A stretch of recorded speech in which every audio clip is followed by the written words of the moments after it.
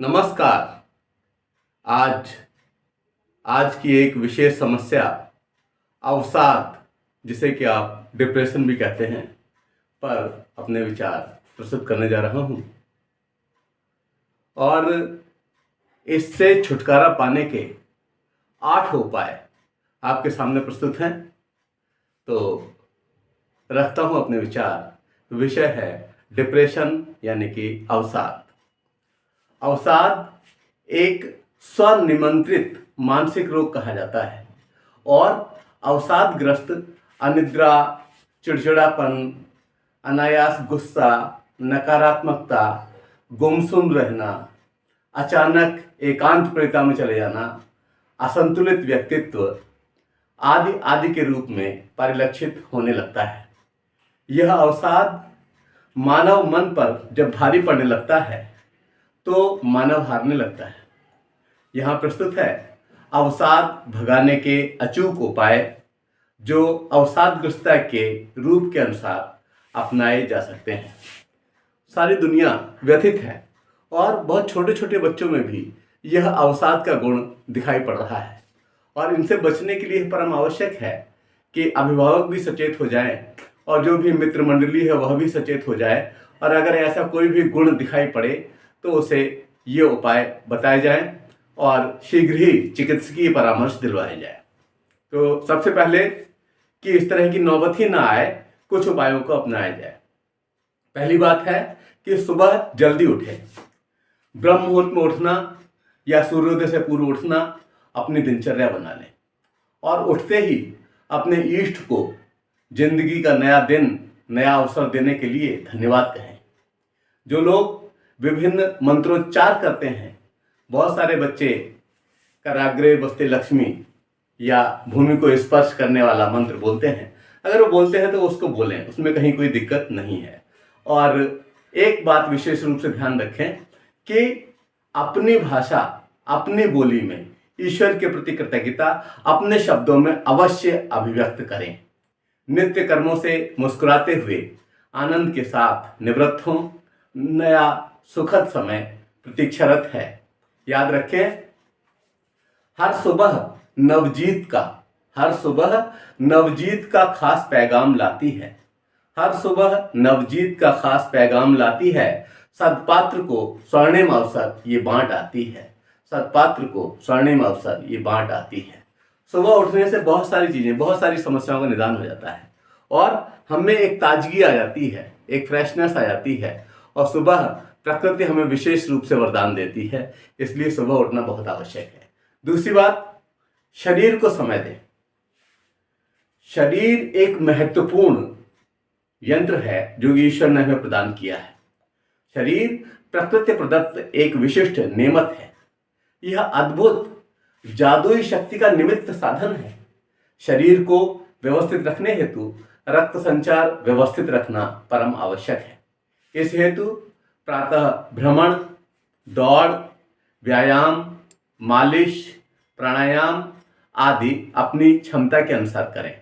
निसंदेह प्राणायाम इसमें सर्वोत्तम है, क्योंकि आप यह देखिए कि सुबह की जो वायु है और उसमें जो ऑक्सीजन है, उसके लिए कहीं किसी से आपसे कुछ रकम नहीं मांगी जा रही है।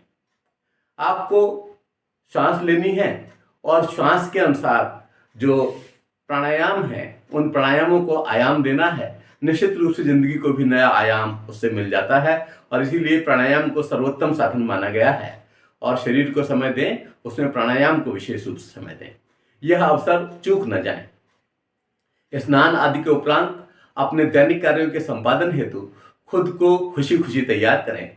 ध्यान दें, काया प्रकृति प्रदत्त अनुपम उपहार है। काया प्रकृति प्रदत्त अनुपम उपहार है। क्या इसके साथ सम्यक व्यवहार है? क्या इसके साथ सम्यक व्यवहार है? सुसमय ही सचेत हों। सुसमय ही सचेत हों, अन्यथा पछताएंगे। सुसमय ही सचेत हों, अन्यथा पछताएंगे, क्योंकि स्वस्थ तन मन असली श्रृंगार है। क्योंकि स्वस्थ तन मन असली श्रृंगार है।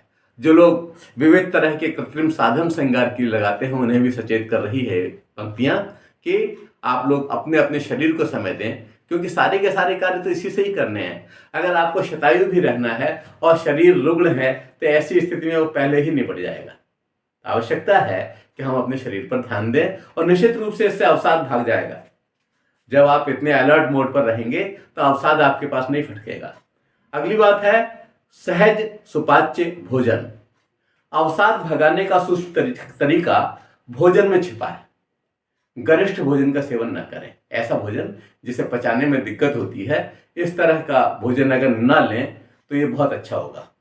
भूख से थोड़ा कम खाएं, ताजा खाने का प्रयास करें, भूख से अधिक न खाएं, क्योंकि यदि कुंडलिनी उस भोजन को पचाने में ही व्यस्त रहेगी तो आपकी प्रगति के अवसर किस तरह से तैयार करेगी, वह प्रगति पथ किस तरह से प्रशस्त करेगी। तरल, पोषक, रेशेदार, शरीर के अनुरूप भोजन शांत मनोरम वातावरण में करें। याद रखें, सुपाच्य भोजन हम सबको स्वीकार हो जाए। सुपाच्य भोजन हम सबको स्वीकार हो जाए, अवसाद की कड़ी टूटे, अवसाद की कड़ी टूटे और बेड़ा पार हो जाए, अवसाद की कड़ी टूटे और बेड़ा पार हो जाए।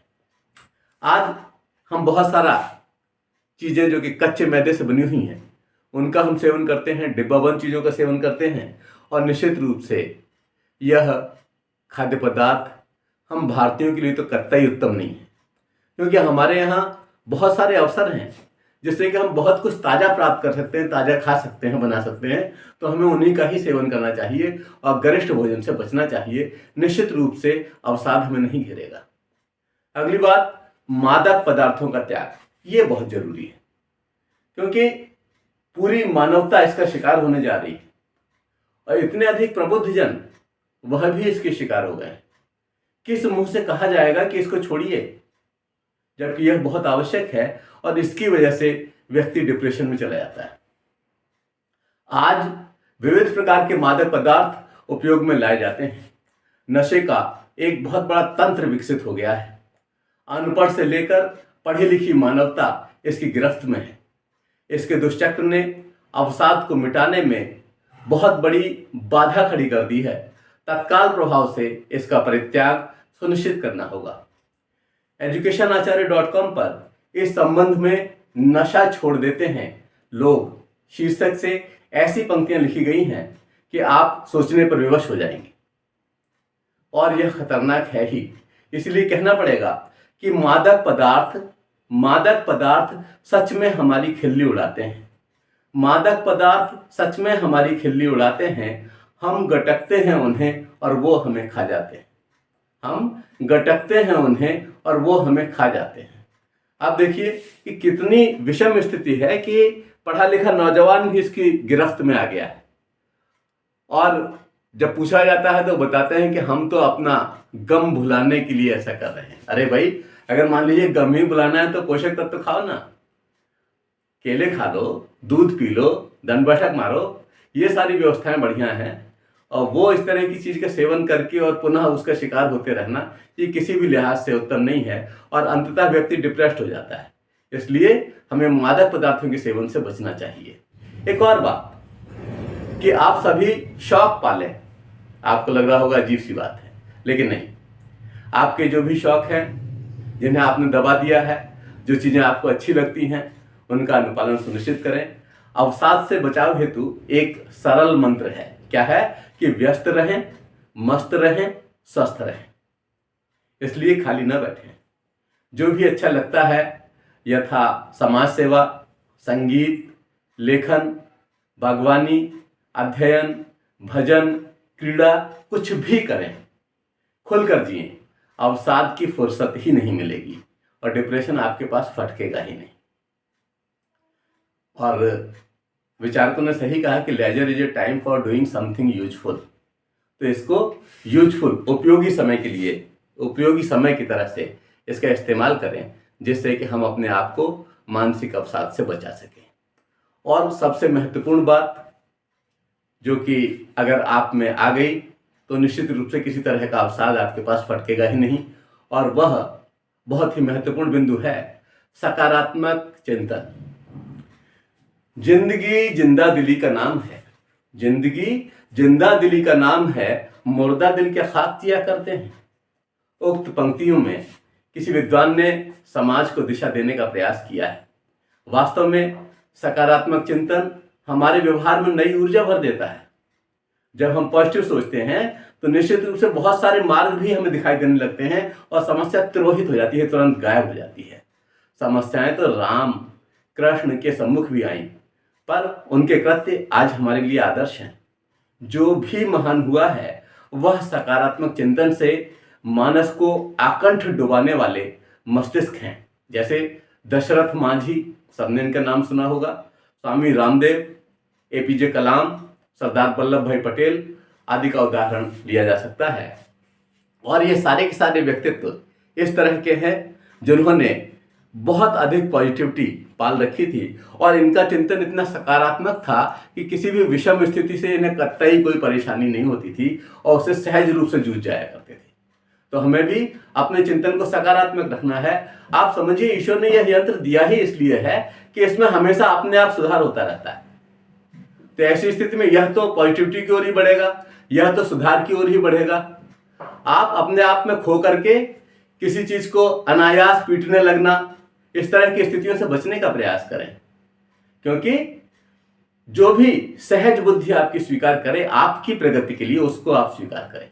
और एक और बिंदु है, क्रोध करने से बचें। अवसाद पीड़ित व्यक्ति अनायास क्रोध करता है। चिड़चिड़ेपन का असर कम होने पर ग्लानि अनुभव करता है, इसलिए क्रोध आने पर संयम रखें। एक उपाय है कि 3 मिनट तक आप गहरी गहरी सांसें लें और प्रभावी चिंतन का प्रयास करें कि क्या जो मैं करने जा रहा हूँ वो उचित है। 16 कला संपूर्ण भगवान श्री कृष्णचंद्र महाराज जी ने श्रीमद् भगवद गीता में कहा है, उन्होंने कहा कि क्रोधाद् भवति सम्मोह, क्रोधाद् भवति सम्मोह, सम्मोहादि स्मृति विभ्रमः, स्मृति भ्रंशादि बुद्धिनाशो, स्मृति भ्रंशात् बुद्धिनाशो, बुद्धिनाशात् प्रणश्यति। कितनी सटीक बात उन्होंने कही कि क्रोध की वजह से सम्मोह होता है, सम्मोह की वजह से स्मृति विभ्रम होता है और स्मृति विभ्रम होने से बुद्धि का नाश हो जाता है और इस तरह से हमारा सब कुछ खत्म हो जाता है। तो आवश्यकता इस बात की है कि हम अपने आप को इस तरह के व्यवहार से संयुक्त करें जहां क्रोध हमारे ऊपर हावी न हो सके और हम आनंददायक जीवन यापन कर सकें, अच्छी यात्रा को गुजार सकें। और एक बहुत ही महत्वपूर्ण बात है, और यह कहीं भी आलस्य या प्रमाद को बढ़ावा नहीं दे रही है, लेकिन ये आवश्यक है। और वह क्या है? वह है कि भरपूर नींद लें। अवसाद की औषधियों में भरपूर सुलाने की व्यवस्था रहती है, उसमें भी आपको नींद की चीजें दी जाती हैं जिससे कि आप ज्यादा से ज्यादा नींद आ जाए। उसके बाद जब सारे स्नायुओं को आपके आराम आ जाएगा तो ऐसी स्थिति में आप अपने आप को सचेष्ट, अधिक क्रियाशील महसूस करेंगे। इसीलिए करना क्या है कि हम खुद अपने आप पूरी नींद लें। इसलिए खूब श्रम करें, रात्रि में शयन पूर्व गर्म जल से या मौसम के अनुकूल जल से स्नान करें, हरी इलायची का सेवन करें, खुद को प्रसन्न रखें।